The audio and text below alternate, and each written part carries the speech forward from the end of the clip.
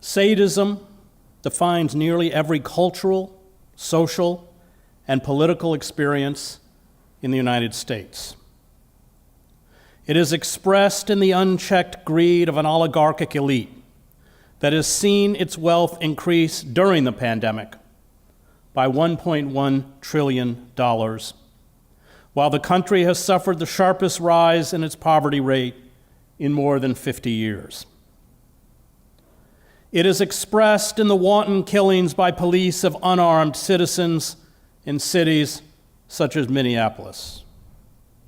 It is expressed in the enhanced interrogation techniques used by the CIA at secret black sites, Guantanamo Bay, and in our prisons at home. It is expressed in the separation of children from their parents, where they are held as if they were dogs in a kennel. It is expressed in the pornification of American society, where women are tortured, beaten, degraded, and sexually violated, often by numerous men in porn films, and then discarded after a few weeks or months with severe trauma, along with sexually transmitted diseases and vaginal and anal tears that must be repaired surgically. It is expressed in the incel movement that perpetuates violent assaults against women by men who say they have been spurned or ignored by women. It is expressed in the predatory healthcare system where, as Steve Brill writes, a trip to the emergency room for chest pains that turn out to be indigestion can exceed the cost of a semester at college. Simple lab work done during a few days in a hospital can be more expensive than a new car. And a drug that requires $300 to make, and that the manufacturer sells to a hospital for between $3,000 and $3,500 can cost the patient to whom it is prescribed $13,702. It is legally permissible in the United States for corporations to hold sick children hostage while their parents bankrupt themselves to save their sons or daughters. This sadism is expressed in payday loans, for-profit prisons, the privatization of public education and public utilities, and the rise of for-profit mercenary armies. It is expressed in the cultural glorification of violence by mass media, the state, and the entertainment and gaming industries. It is expressed in the nihilistic mass shootings at schools, including elementary schools and workplaces. And it is expressed in the murderous and futile wars we prosecute or support in Afghanistan, Libya, Syria, Iraq, and Yemen. All right, Shalom. This is the brother Nahalia from the GMS Orlando camp. I want to start off by giving all praise, honor, and glory to Yahweh, Ba'ashem, Yahweh Shai, Ba'ashem, Rakakodash. Double honors to the apostles and the elders of Great Millstone, who are the elders of Yashar Allah, and a sincere salutation to all you Akim, who are preaching this word and believing this word, and to the Akwath, who are believing this word in all truth and in sincerity. This is Psalms chapter 71 and verse 4, and it reads, "Deliver me, O my power, out of the hand of the wicked, out of the hand of the unrighteous and cruel man." All right, and that man is Esau Edom, all right, the son of perdition. All right, the clip that you saw was from a individual named Chris Hedges. All right, and this one of the very popular journalists amongst the brethren down here in Orlando. We love to look at his videos and go into them and kind of break down what he's saying through the scriptures. All right, and he entitled the speech that you just heard, a clip of it. He entitled it American Sadism. All right. Now, when you go to the Etymon online and you get sadism, here it is. It says love of cruelty. All right. 1888 from French sadisme, from the name of Count Donation, AF, de Sada, not a marquis, though usually now called one. He was notorious for cruel sexual practices he described in his novels. All right. Now let's get the normal definition of sadism from Google. All right. And sadism reads the tendency to derive pleasure, especially sexual gratification, from inflicting pain, suffering, or humiliation on others. All right. And this, in a nutshell, describes Esau's rulership. All right. His rulership is a cruel, wicked rulership. All right. And everyone suffers from it. All right. And it reminds me of this in Isaiah the 14th chapter. All right. This is Isaiah chapter 14. And I will start at 12. And it reads, how art thou fallen from heaven, O Lucifer, son of the morning? How art thou cut down to the ground, which didst weaken the nations? For thou hast said in thine heart, I will ascend into heaven. I will exalt my throne above the stars of Yahweh by Shai. I will sit also upon the mount of the congregation in the sides of the north. I will ascend above the heights of the clouds. I will be like the Most High. Yet thou shalt be brought down to hell, to the sides of the pit. They that see thee shall narrowly look upon thee, and consider thee, saying, is this the man that made the earth to tremble, that did shake kingdoms, that made the world as a wilderness, and destroyed the cities thereof, that opened not the house of his prisoners? All right, and this is another description of Esau's rulership. All right, it's a cruel, wicked rulership that's ran by greed. All right, and sadism. All right, which is the pleasure that they get from the displeasure of others, the affliction of pain on others. All right, the scriptures talk about him ruling the nations with anger. All right, and this describes this individual's dominion. All right.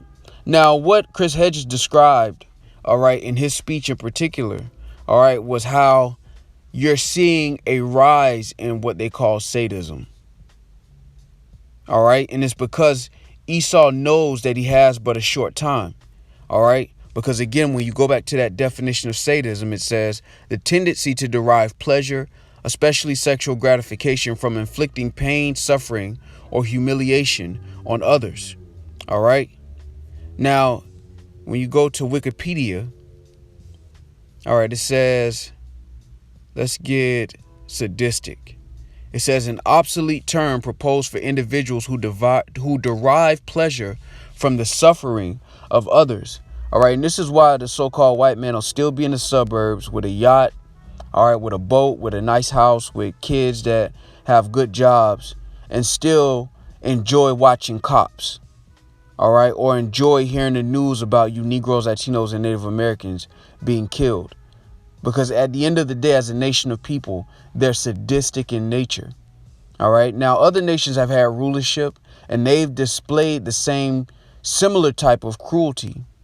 All right. But the sadistic nature of the society we live in today, the world we live in today, all right, is at its height. All right. When you think about the ability to see the violence that you're able to see on social media, all right, on the internet, all of these different things shows you through the spirit and power of Yahweh Shai that we live in the rulership of the wicked. And this is why the scriptures say the son of perdition would be revealed. All right. And that's what you have. The son of perdition is being revealed. All right. And the Lord is putting the spirit on their own people to bring these things out, man. All right. Now, let's go to Revelation 12. And I'm going to jump down to 12. And it reads, therefore rejoice ye heavens, and ye that dwell in them. Woe to the inhabitants of the earth and of the sea, for the devil is come down unto you having great wrath, because he knoweth that he hath but a short time. So you're starting to see the violence increase. All right. The insurrection. All right. The storm the Capitol. All of these things is Esau beginning to take that mask off. All right. In Isaiah the 25th chapter, it talks about the covering cast being taken off. All right. And a part of that covering cast is all the characters in the movie, so to speak, are being revealed based on their actions. All right. We understand that the ones who call themselves Jews are not the Jews, in fact, but of the tribe of Amalek. And how do we know that? Based on their actions. All right. Based on where they are in the story, in the movie, in the last days. And what were prophesied concerning the actual children of Israel and the tribe of Judah. Likewise, on the left-hand side, Esau is being revealed. All right. He's being revealed as the deceiver and also as the wicked as a nation of people. All right. As a matter of fact, let's go to Malachi. All right. Let's go to Malachi 1 and let's get verse 4. I'll start at 3. And I hated Esau and laid his mountains and his heritage waste for the dragons of the wilderness. Whereas Edom saith, we are impoverished, but we will return and build the desolate places. Thus saith the Lord of hosts, they shall build, but I will throw down, and they shall call them the border of wickedness, and the people against whom the Lord hath indignation forever. Now, the reason I want to go here is because I want to grab wickedness. All right. So let's get wickedness. All right. And it is Rashatazah. All right. Salakia if it's mispronounced. Or Rashai. Or Rashah. Yeah, it's Rashah. Salakia. And it says wickedness, guilt, wickedness in civil relations, wickedness of enemies, wickedness ethical and religious. All right. It says Strong's definition, wrong, especially moral, fault wickedly. All right. Now let's get Brown Driver Briggs lexicon. Wickedness in it says wickedness absolute. All right. Salakia, it says wickedness, and then one says wickedness in civil relations, and Chaldee lexicon says wickedness, unrighteousness. All right, especially fraud, falsehood, something done wickedly. All right, and this describes his rulership. All right, and it's no coincidence. All right, that a word like sadistic or sadism would fit Esau's rulership, because he actually gets pleasure from the destruction that he causes. All right. As a matter of fact, when you go to Micah 2:1, it reads, woe to them that devise iniquity and work evil upon their beds. When the morning is light, they practice it, because it is in the power of their hand. And they covet fields and take them by violence, and houses and take them away. So they oppress a man and his house, even a man and his heritage. All right. And this is Esau beginning with his elites. They gain pleasure from doing these things. When you go into the occult rituals that they get into, they gain pleasure from doing it. All right. When you go into the practice of harvesting adrenochrome, all right, which involves terrorizing a child to a point where adrenaline is secreted in the blood, and then extracting that blood from that child. All right. These are sadistic measures. These things are sadistic in nature. And the reason that they're sadistic is because Esau gains pleasure from doing these things. All right. He's pleased with doing these things. He finds pleasure in it. He likes it. All right. That's why the scriptures talk about a vessel made unto wrath. All right. A vessel made unto dishonor. All right. And that's why the scriptures say the wicked shall not understand, because ultimately it's not given to him. Esau is given to be sadistic. He's given to love these type of things. He's the cruel man. He's the wicked man. All right. And as a nation of people, as Esau falls out of rulership, what's going to happen is you're going to begin to see him showcase his wickedness. All right. Let's go to 2 Thessalonians, the 2nd chapter, and verse 3. And it reads, let no man deceive you by any means, For that day shall not come except there come a falling away first, and that man of sin be revealed, the son of perdition. All right. Now, when you go into this word perdition, it is the Greek word apoleia. All right. Apoleia. And it says destroying, utter destruction of vessels, a perishing, ruin, destruction of money, the destruction which consists of eternal misery in hell. And we know that's off. All right. Strong's definition says ruin or loss, damnable, destruction, die, perdition. So an individual, all right, and really it's not one man, it's a nation of people, all right, would be revealed to fit this description. All right. And everything that Chris Hedges described in that clip, all right, describes Babylon the Great, especially now as it's beginning to fall. All right, because a lot of these Edomites are beginning to see the writing on the wall, and they're going to start showing the world, especially Jake, who they really are. All right, because this is Esau, Edom in their essence, in their nature. And that's why violence is going to take this, ultimately is going to fall. This city is going to fall by violence. All right, because Esau is going back to his true nature. Everything that's described by Chris Hedges, all right, shows you that the wicked are in authority, man. All right. Now I want to go to this as well, because Proverbs goes into cruel men. All right. And against sadistic is the love, the pleasure of cruelty. All right. Let's go back to the etymon again, because this is the reoccurring theme. Sadism, love of cruelty. All right. And that's why the scriptures describe a cruel man. Right. So this is Proverbs 17. And I'm going to jump down to verse 11. And it reads, an evil man seeketh only rebellion. Therefore, a cruel messenger shall be sent against him. All right. And the Lord is about to send that. All right. But he's also going to use Esau, all right, as that cruel messenger, all right, against 2/3 of our people. All right. And that's why the scriptures in Isaiah, the 10th chapter in the 5th verse. Matter of fact, let's get it. All right. This is Isaiah 10:5. And it reads, O Assyrian, the rod of mine anger, and the staff in their hand is mine indignation. So the Lord put this sadistic spirit on Esau, Edom, as a sharp rod of correction against our people.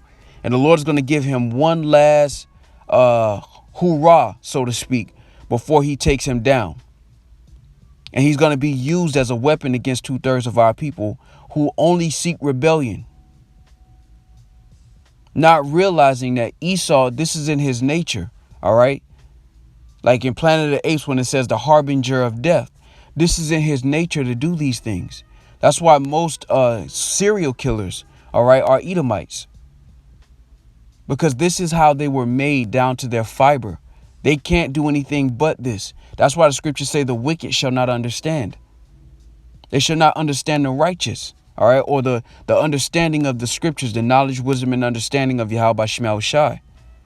All right, on a deeper level, when the scriptures talk about the Lord's face being hid from Cain, it really goes down to the understanding of Yahweh Shema Shai. Because Esau is that nation that the Lord set far from him and cursed. All right. As a matter of fact, let's get that. All right. This is Ecclesiasticus 33. And I'm going to jump down to, I started at 10.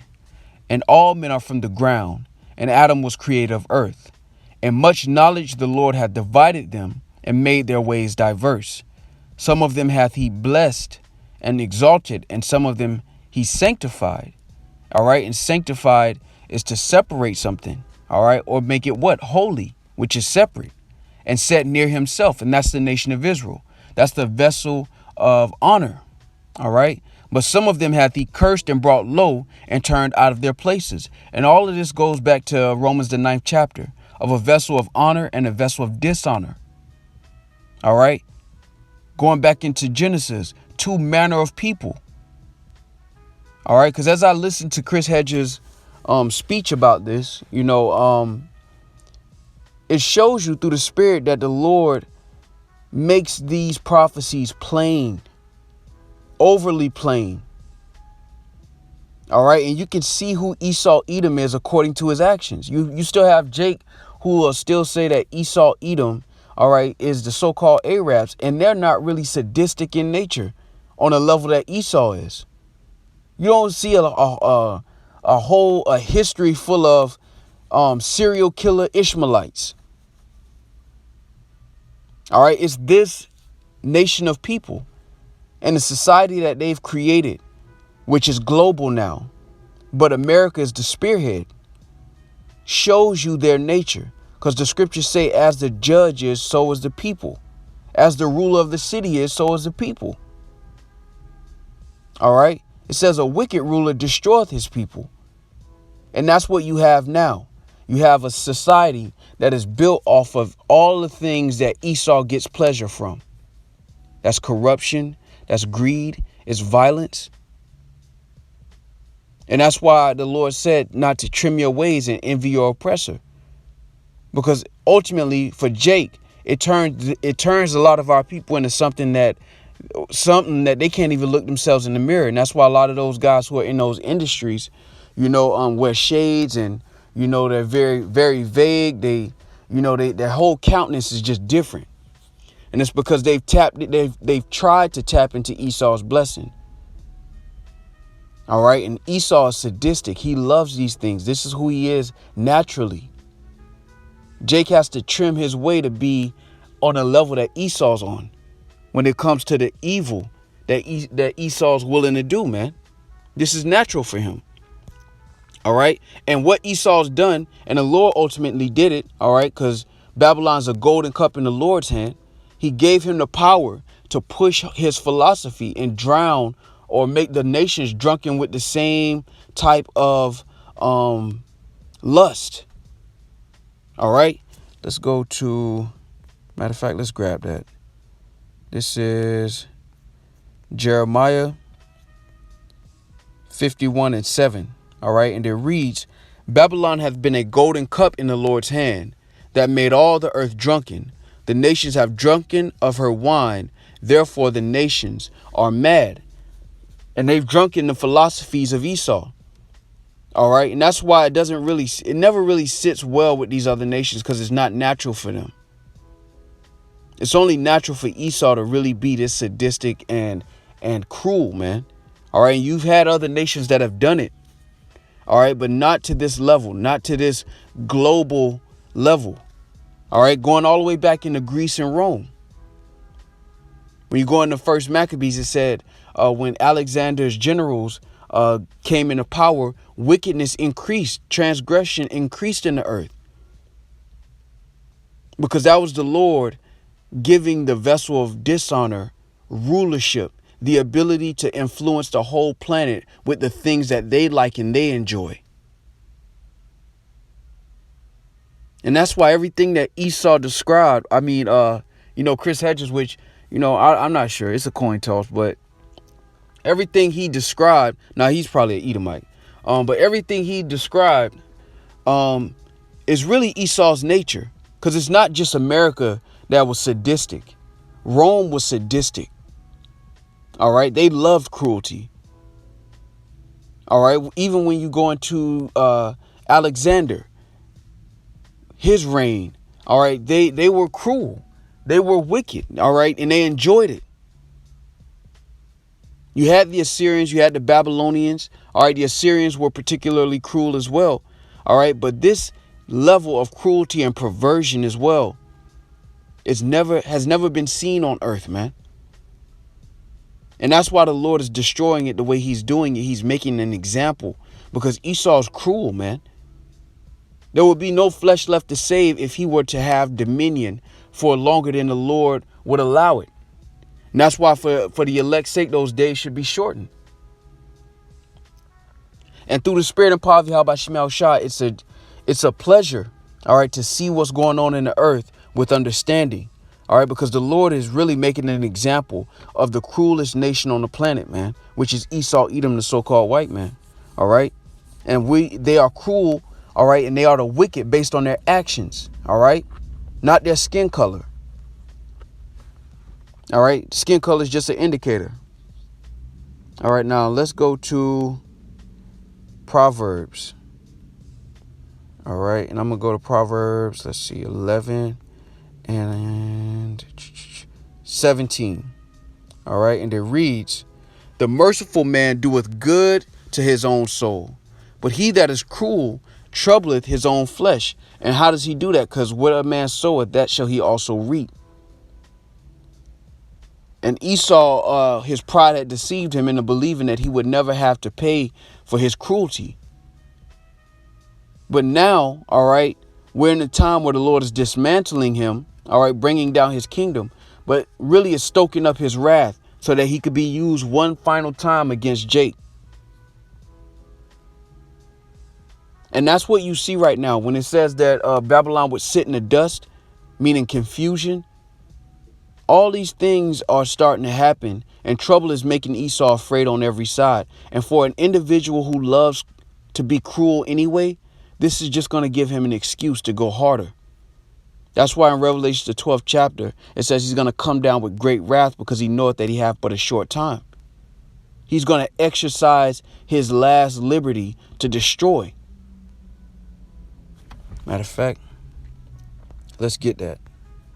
All right, this is 2nd Esdras 16, and I'm going to jump down to the bottom.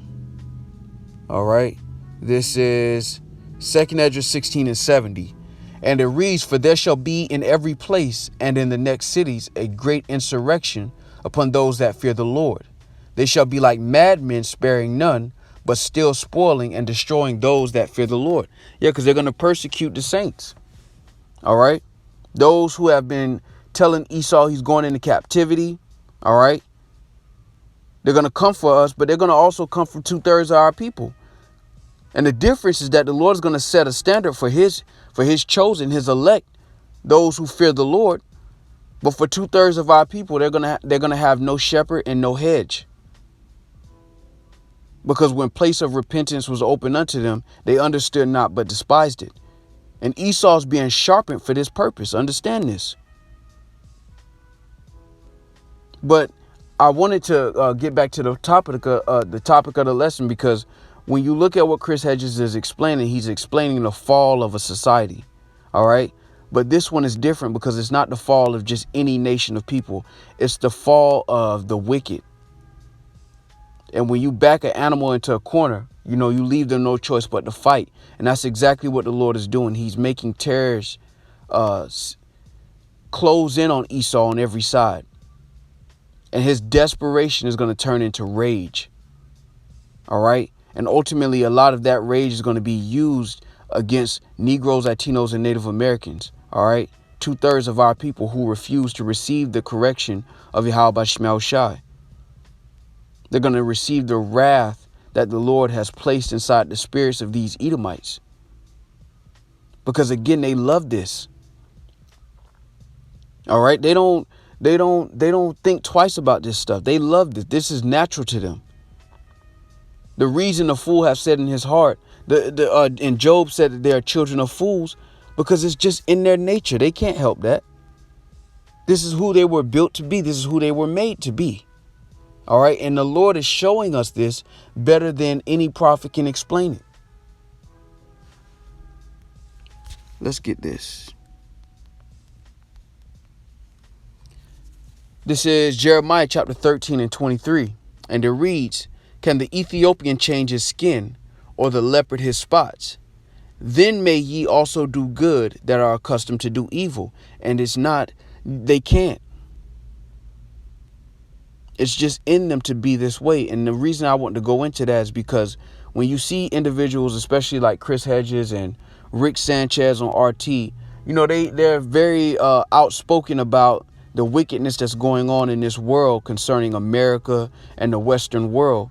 But when you get down to the source of the issue, it's Esau, Edom. All right. The so-called white man as a nation of people. It's not a location, Edomites in America. It's Edomites in power.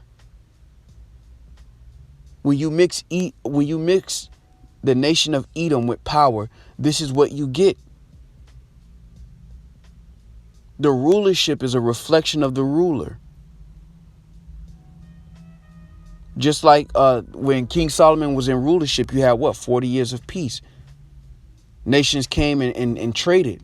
They understood that King Solomon and the nation of Israel were on top, but the deals were good enough for them to rejoice at a point.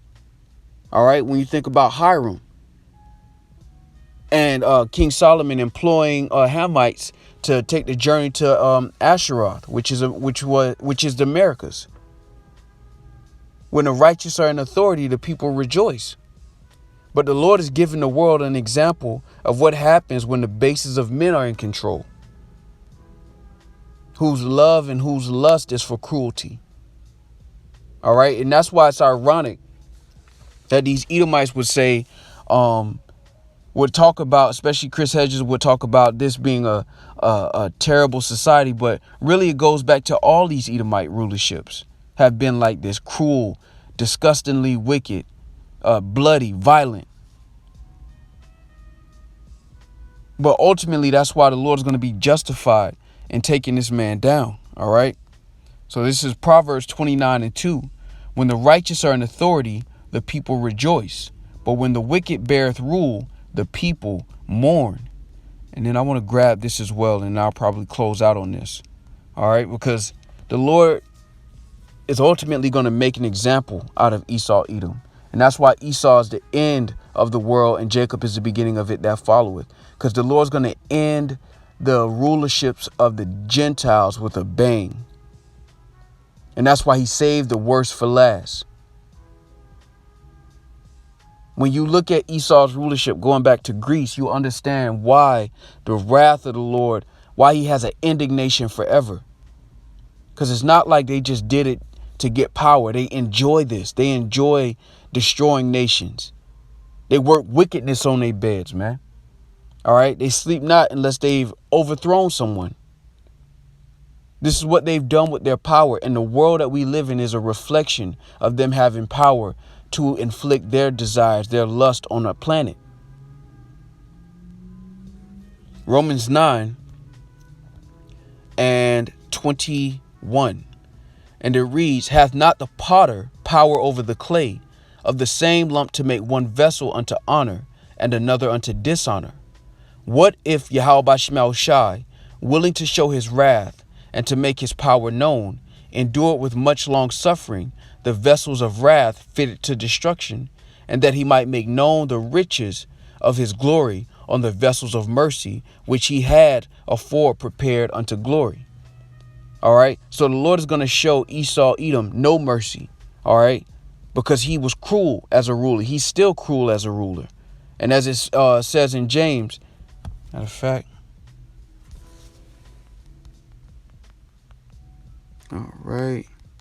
Bear with me.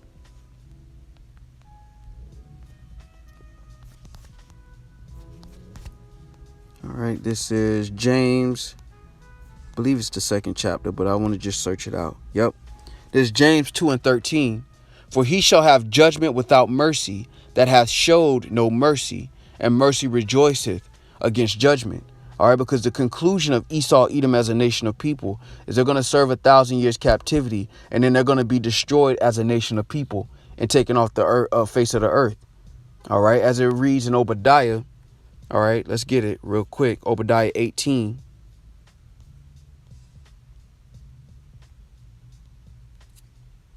All right, and it reads, and the house of Jacob shall be a fire, and the house of Joseph a flame, and the house of Esau for stubble, and they shall kindle in them and devour them, and there shall not be any remaining of the house of Esau, for the Lord hath spoken it. All right, and this is why. All right, because when the wicked are multiplied, transgression increaseth. And Esau, being in control, has been able to seduce and at times force nations by the force of the sword to be a copy of him, like Agent Smith in the Matrix. And this is why this man must be taken down, and why the Lord is going to make an example out of him. He's not just going to remove him out of rulership, but he's going to remove him with the type of overthrow that's going to be known throughout generations. All right, so Lord willing, this was edifying. With that, I want to give all praise, honor, and glory to Yahweh, Ba'ashem, Yahweh Shai, Ba'ashem, Rakakodash. Double honors to the apostles and the elders of Great Millstone, who are the elders of Yasha Allah, and a sincere salutation to all you Akim, who are preaching this word and believing this word, and to the Akwath, who are believing this word in all truth and in sincerity. Shalom.